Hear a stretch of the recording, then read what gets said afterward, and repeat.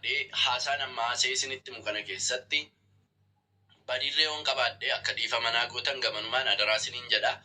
Isaan alaa dhugaa anaaf sooree gidduu jiru xiqqoorraa dubbachuu barbaada isinii galee. Aniif sooree akkuma dhalli Oromoo yookaan sabni biraa miidiyaa kanarra taa'ee akka wal jaallate fakkeesse piraankii hojjetutti teenye piraankii hojjechaa turreerra isinii galee. Malee jaalala dhugaa kan hin sooree jaalladhe hin qabu, kan isheen na jaallatte hin qabu isinii galee. Piraankii ture jechuudha. Itti aanuuni waan kanatti kan ani seenee fi sooreen naannoo 100 galtee turte fooloo isinii galee. 100 sanarraa jidduutti baak ta'ee namoonni fooloo ishee irraa kaafachuudhaani naannoo 80-90 akkasitti gadi jalaa bu'ee jechuudha. Waa'ee sanaa keessa seenuun barbaadu. Waa'ee sanaa keessa seenuun barbaadu. Sabooddee waan kanatti seenne jechuudha. Akka fooloon ishee guddatuuf, akka tiiktookiin ishee guddatuuf isheen biyya Arabaa jirti. Ishee qofa osoo hin taane durba Oromoo maqaa nama 3-4 ol maqaa isinii waamuu danda'a jechuudha. Innaa fooloon ishee akka guddatuuf, akka xinnoo ishee na biratti beekamtii wayii argattuuf warri dura ishee beektanis jiraachuu dandeessu. Warri na biratti bartanis baay'een keessan jiraachuu dandeessu. Fooloon ishee akka guddatuuf, akka isheen tiiktookiin ishee guddatuuf piraankii kana waliin teenye haasa'aa turre jechuudha. Sanarratti ani waan hin argadhe tokkoyyuu hin qabu isinii galee. Yoo maqaatii baduu ta'e, yoo maqaatii arrabsamuu ta'e malee waan hin argadhe tokkoyyuu hin qabu isinii galee. Maaliif jennaan viidiyoo amma isheen kaleessa teessee haasoftu miidiyaa irratti haasoftu dhugaa fakkeessite naannoo daqiiqaa 27 namni waraabinaa ergee dhaggeeffadhee jechuudha sii galee. Innaa badii tokkotu waan hin qabaati. Waan ani akka badii qabutti, waan ani akka jaalala isheen na jaallatte ani jaalala ishee irra utaalee darbee wayii waan kana fakkeessite isheen haasoftu soba waan ta'eef jechuudha. Kanaafiyyuu ani nama akkasii miti. Ishee qofa osoo hin taane ijoollee Oromoo biyya Arabaa jiraatan dhugaa rabbii dubbachuuf biyya Arabaa jiraatan faana naasa'a. Maaliif ijoolleen kun biyya namaatti gubachaa jirti.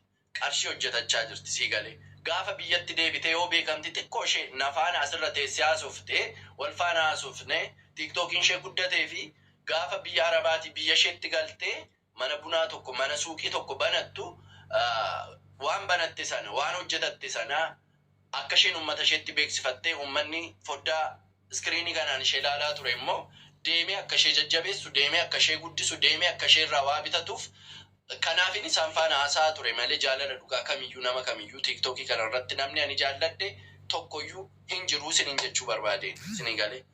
Innaa yuutuubiin illee banamee jira. Sooree fi hiriyyaa koo Abiikoo gidduutti jechuudha. Achirrattis maqaan kiyya ka'uun oollee maaliif hojjettanii? Maaliif yuutuubiin keessan guddatee? Maaliif yuutuubii keessan irratti maqaa koo dhooftanii hin jenne isinii galee.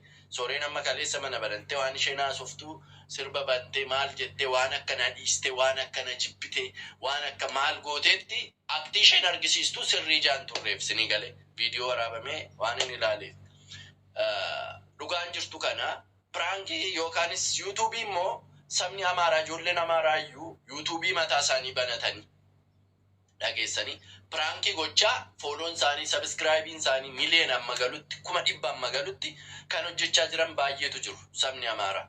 Ijoolleen kun lamaanis obbolaan keenya ijoollee keenya yoo deemtanii yuutuubii isaanii jajjabeessitan sabiskiraayibii gootan yoo ilaaltanii wanti isin irraa hir'atu tokkoyyuu hin jiru isinii galee. Garuu karaa hamaa karaa sobaan kana booddee maqaan kiyya akka ka'u hin barbaadu jechuudha. Yuutuubii namaa kamirrattiyyuu.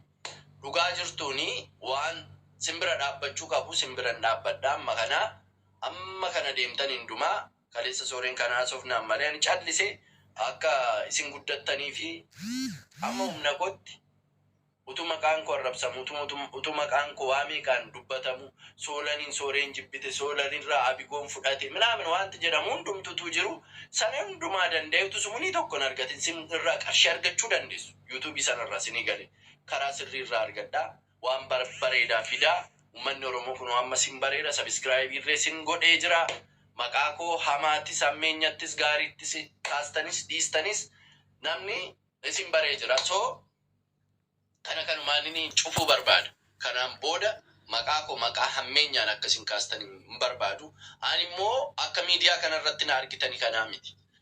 Durba Oromoo kamiyyuu sumunii durba Oromoo dafqa durba Oromoo tokko nyaadhee jira taanaan ummata ko fuulduratti yookaanis saba na jaallatee guyyaan fooloo na gochaa oolu kana biratti risiitii keessan qabadhaati fidaatii maqaa koo na balleessaa. Yuutuubii keessan irratti haa ta'u warri dhugaa qabdanii soolan birrii keenya nyaateera soolan dafqa namaa sumunii tokko nyaateera jettu taanaan fidaa maqaa koo na balleessaa.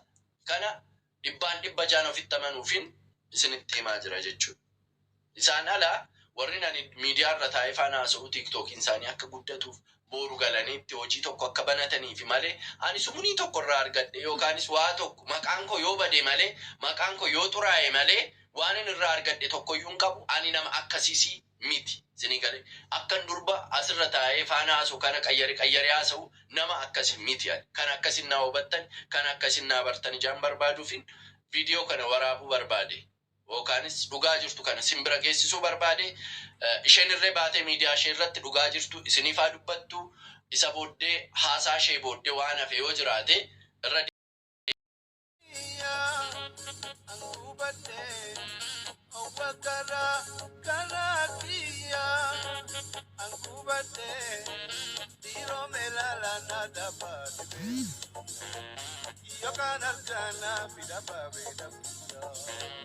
Yadiro melala da bade baby Yokan argana vida babe da Ote ditana vedat nata bata Gara ki kana gardat nata bata Jara rati haga vedat nata bata Yesu mansiya muna jata ditana Bahe vijete aktu banam nangariya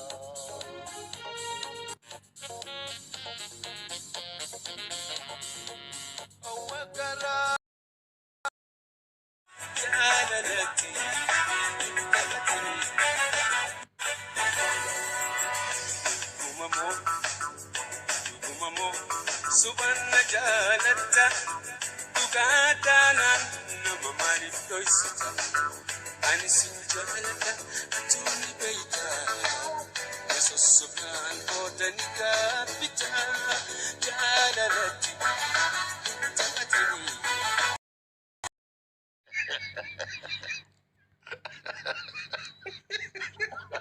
oh mana garre kamu garu nata ti aini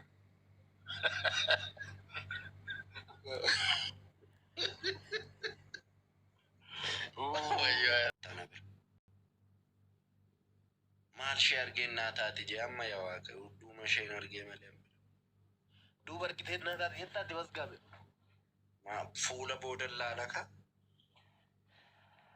fuullo too yoo wacaacadhee girgiddaa sitti fakkaate maal godhe jijjiirta fuulicha jijjiirsista malee rakkoon ooneet beeksisaa as jirti aante galchee ishiin jirti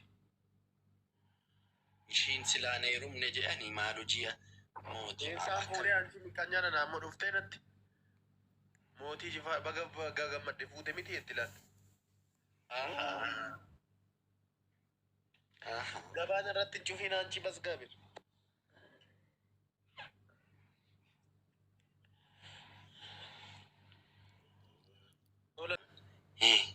gootee na kolfisiistu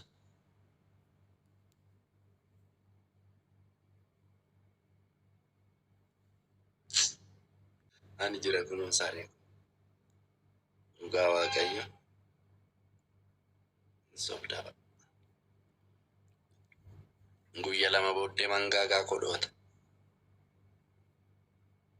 amalan qaba jettee guyya gaafa sadaffaa distiitiin mangaagaa kodhoota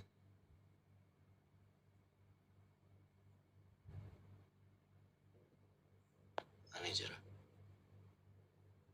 atoo mu'iike qabattee aabattaa eessa ijoollummaatti mu'ii qabattee tu aabattu Ranu margaa created the group ma create go'a jawaaqe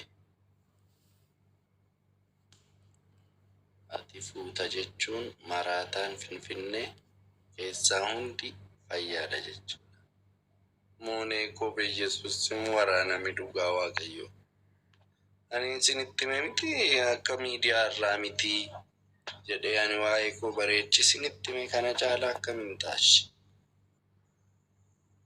Maraataan duute ta'e duruma maraanne malee soolan fuunaan maraataan fayyuu hin jiru ishee hafuusti.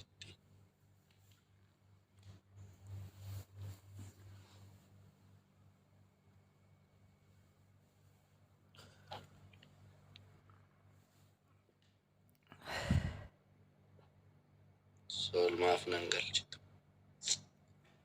Maa hojjetta saree kottu mee galish.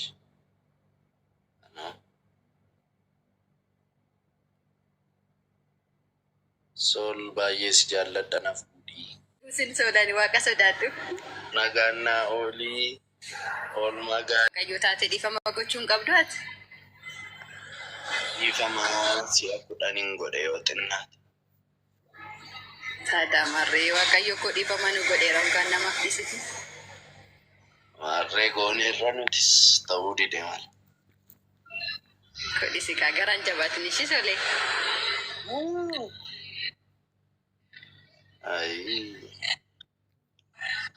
Eshi bakka isin baa rakkoon qabu garuu baay'ee namatti tolta. Eebbifame ishii. Ishi galatuun qabdi.